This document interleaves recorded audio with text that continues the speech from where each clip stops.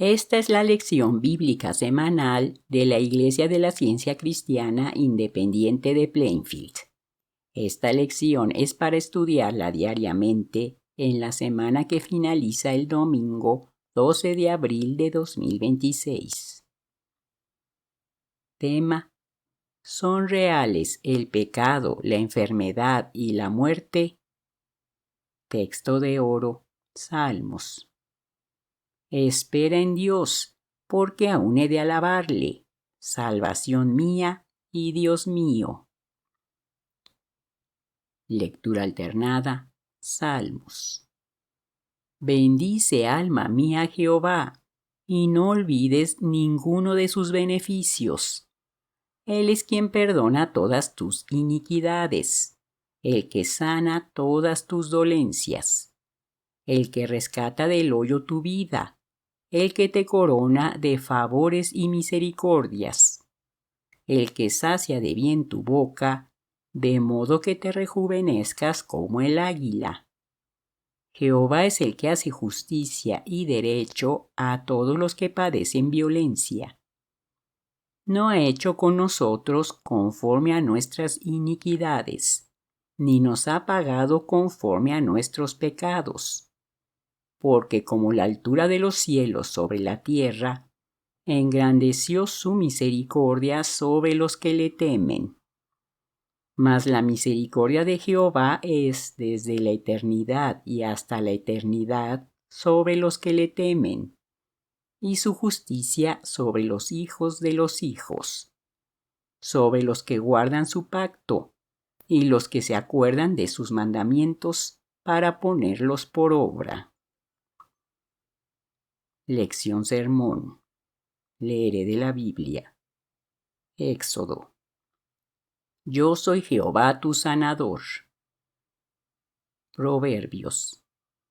Hijo mío, está atento a mis palabras, inclina tu oído a mis razones.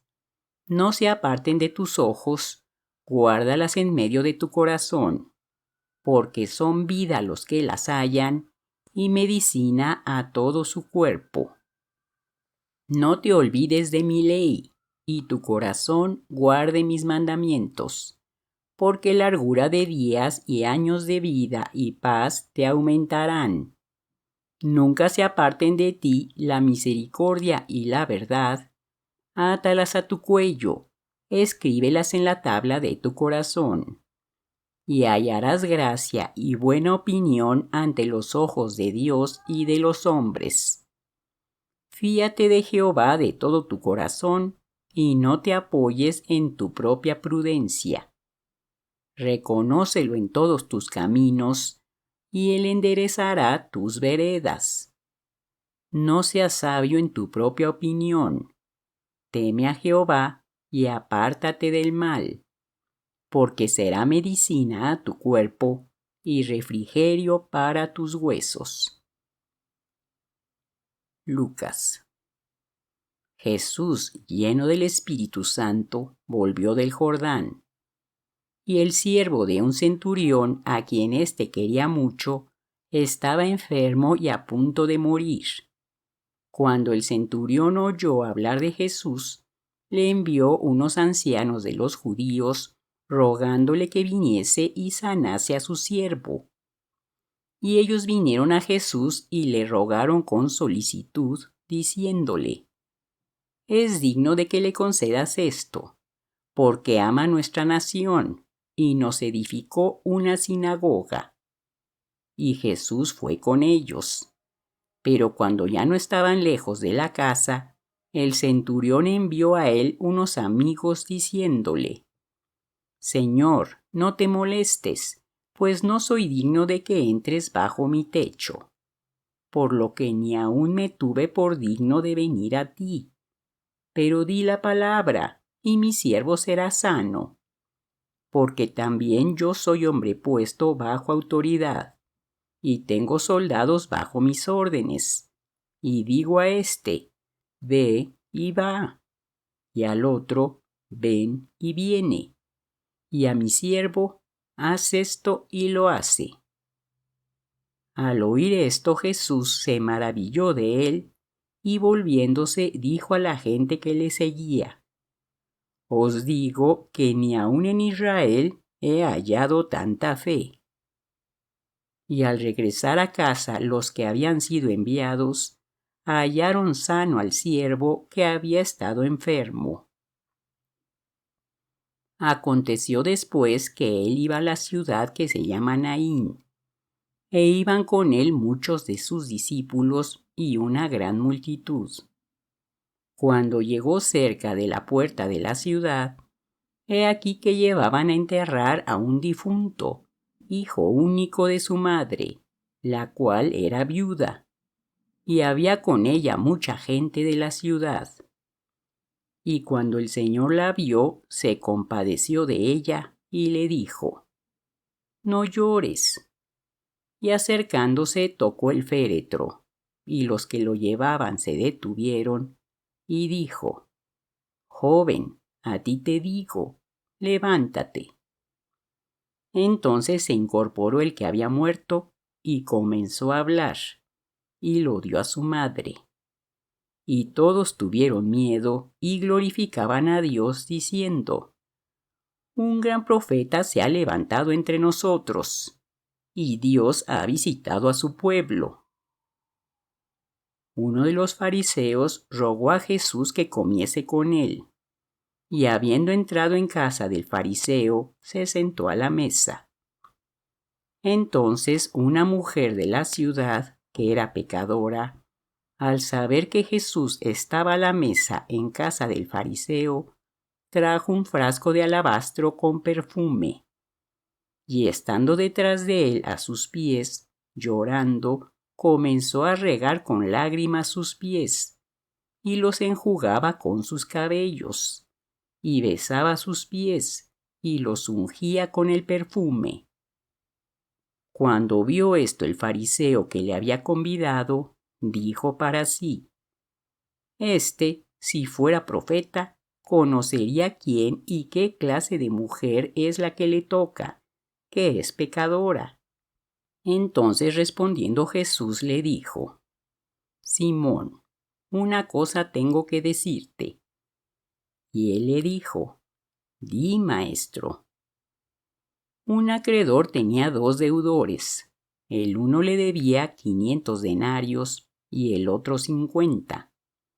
Y no teniendo ellos con qué pagar, perdonó a ambos. Di pues, ¿cuál de ellos le amará más? Respondiendo Simón dijo: Pienso que aquel a quien perdonó más. Y él le dijo: Rectamente has juzgado. Y vuelto a la mujer, dijo a Simón: ¿Ves esta mujer? Entré en tu casa y no me diste agua para mis pies, mas ésta ha regado mis pies con lágrimas, y los ha enjugado con sus cabellos. No me diste beso, mas ésta, desde que entré, no ha cesado de besar mis pies. No ungiste mi cabeza con aceite, mas ésta ha ungido con perfume mis pies. Por lo cual te digo que sus muchos pecados les son perdonados, porque amó mucho. Mas aquel a quien se le perdona poco, poco ama. Y a ella le dijo: Tus pecados te son perdonados. Y los que estaban juntamente sentados a la mesa comenzaron a decir entre sí: ¿Quién es este que también perdona pecados? Pero él dijo a la mujer: Tu fe te ha salvado. Ve en paz. Salmos. Dios tenga misericordia de nosotros y nos bendiga. Haga resplandecer su rostro sobre nosotros, para que sea conocido en la tierra tu camino, en todas las naciones tu salvación.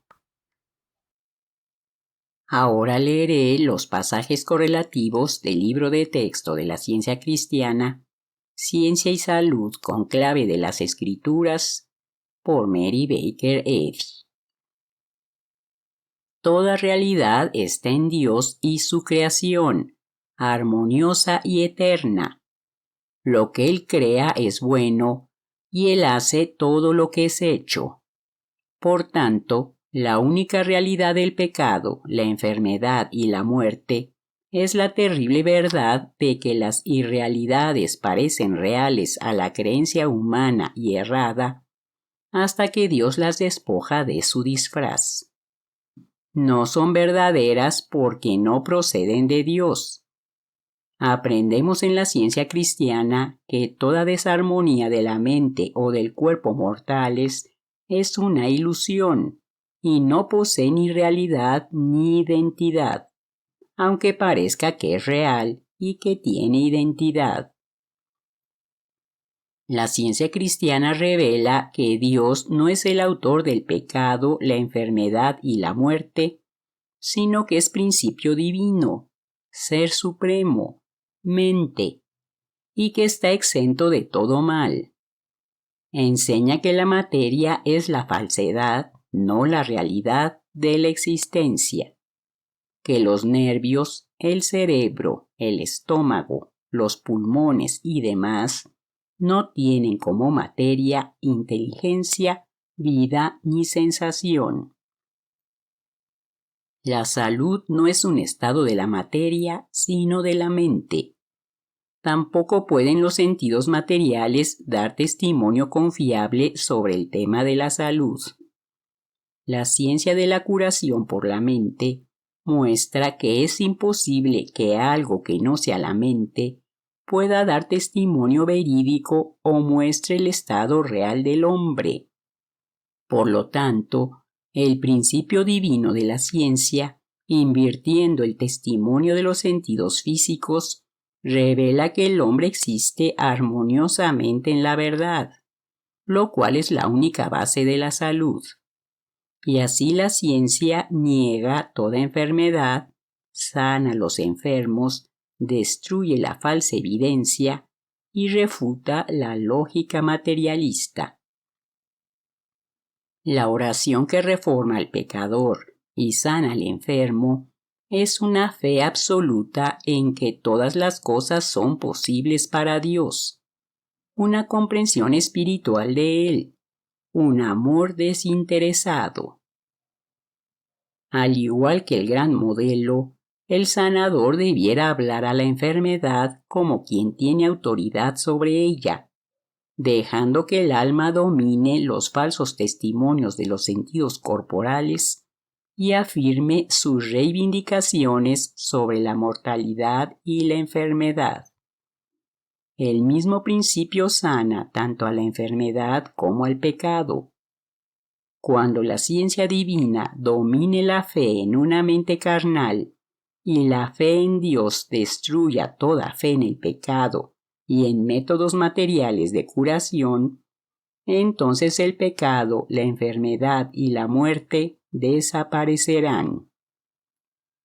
La curación física en la ciencia cristiana resulta ahora, como en tiempos de Jesús, de la operación del principio divino, ante la cual el pecado y la enfermedad pierden su realidad en la conciencia humana y desaparecen tan natural y tan inevitablemente como las tinieblas ceden lugar a la luz y el pecado a la reforma. Ahora como entonces, estas obras poderosas no son sobrenaturales, sino supremamente naturales. Son la señal de Manuel, o Dios con nosotros, una influencia divina que está siempre presente en la conciencia humana y se repite, viniendo ahora como fue prometida antaño, a pregonar libertad a los cautivos de los sentidos y vista a los ciegos, a poner en libertad a los oprimidos. El mismo poder que sana al pecado, sana también a la enfermedad. Esta es la hermosura de la santidad, que cuando la verdad sana a los enfermos, echa fuera los males, y cuando la verdad echa fuera el mal llamado enfermedad, sana a los enfermos. Se ha dicho, y con razón, que el cristianismo tiene que ser ciencia y que la ciencia tiene que ser cristianismo. De lo contrario, uno de los dos es falso e inútil. Pero ninguno de los dos carece de importancia o de verdad, y son iguales en demostración. Eso prueba que el uno es idéntico al otro. El cristianismo, como Jesús lo enseñó, no era un credo ni un sistema de ceremonias ni un don especial de un Jehová ritualista, sino que era la demostración del amor divino expulsando al error y sanando a los enfermos, no meramente en el nombre de Cristo o la verdad, sino en demostración de la verdad, como tiene que ser en los ciclos de la luz divina. Jesús veía en la ciencia al hombre perfecto, que aparecía a él donde el hombre mortal y pecador aparece a los mortales. En ese hombre perfecto el Salvador veía la semejanza misma de Dios, y esa manera correcta de ver al hombre sanaba a los enfermos. Así Jesús enseñó que el reino de Dios está intacto, que es universal y que el hombre es puro y santo. Jesús estableció su iglesia y mantuvo su misión sobre la base espiritual de la curación mediante el Cristo.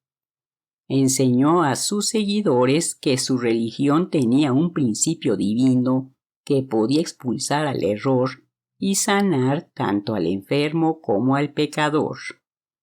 No pretendió tener inteligencia, acción, ni vida separadas de Dios. A pesar de la persecución que eso le ocasionó, utilizó su poder divino para salvar a los hombres, tanto corporal como espiritualmente.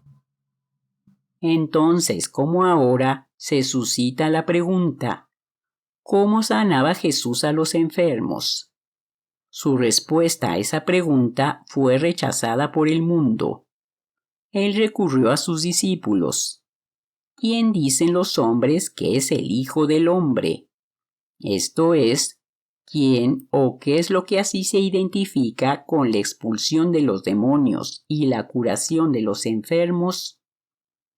La verdad y el amor divinos, y no una persona humana, era el sanador de los enfermos, y una roca, una base firme en el reino de la armonía. Sobre esa base espiritualmente científica, Jesús explicaba sus curaciones, las cuales parecían milagrosas a los profanos. Demostró que las enfermedades no eran expulsadas por la corporalidad, la materia médica, ni por la higiene, sino por el Espíritu Divino, que expulsaba los errores de la mente mortal. La supremacía del Espíritu era la base sobre la cual Jesús edificaba. Su resumen sublime indica la religión del amor. Jesús estableció en la era cristiana el precedente para todo cristianismo, toda teología y toda curación. Los cristianos están bajo órdenes tan directas ahora como lo estaban entonces, de asemejarse a Cristo, de tener el Espíritu de Cristo, de seguir el ejemplo de Cristo y de sanar al enfermo así como al pecador. La mente tiene dominio sobre los sentidos corporales y puede vencer a la enfermedad, al pecado y a la muerte. Ejerced esa autoridad otorgada por Dios. Tomad posesión de vuestro cuerpo y regid sus sensaciones y funciones. Levantaos en la fuerza del Espíritu para resistir todo lo que sea de semejante al bien. Dios ha hecho al hombre capaz de eso, y nada puede invalidar la capacidad y el poder divinamente otorgados al hombre. Ahora leeré los deberes diarios por Mary Baker Eddy. La oración diaria. Será deber de cada miembro de esta iglesia orar diariamente. Venga tu reino.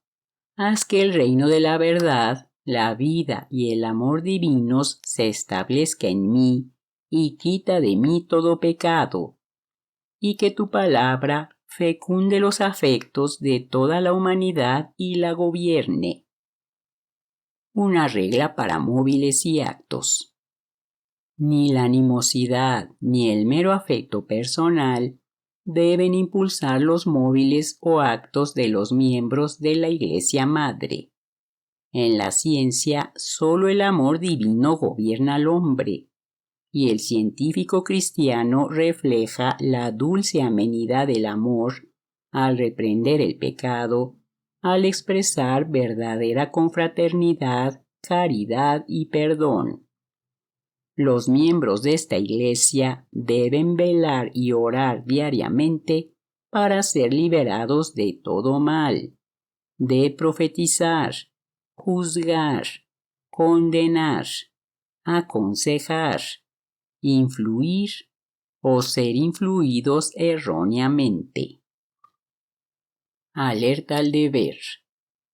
Será deber de todo miembro de esta iglesia defenderse a diario de toda sugestión mental agresiva y no dejarse inducir a olvido o negligencia en cuanto a su deber para con Dios, para con su guía y para con la humanidad. Por sus obras será juzgado y justificado o condenado. Prestar atención. Para los científicos cristianos, ver Ciencia y Salud, página 442, renglón 33, y prestarle atención diaria. Científicos cristianos, sed una ley para con vosotros mismos que la mala práctica mental no puede dañaros, ni dormidos ni despiertos. Gracias por escuchar y que Dios les bendiga.